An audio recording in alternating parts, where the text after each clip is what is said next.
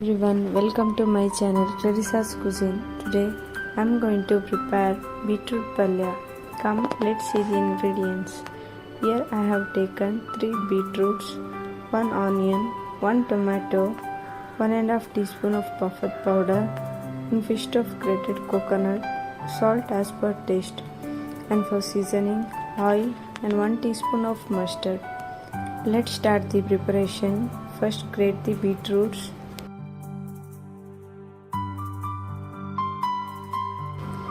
Then in a vessel add few tablespoons of oil, add mustard, let the mustard splutter, then add 1 onion, tomato,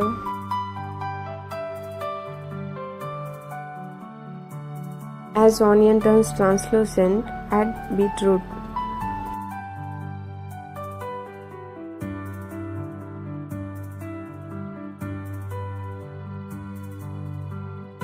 One glass of water.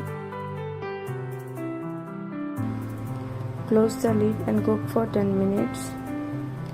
Once cooked, add grated coconut, Bafat powder. You can adjust as per spiciness and mix it.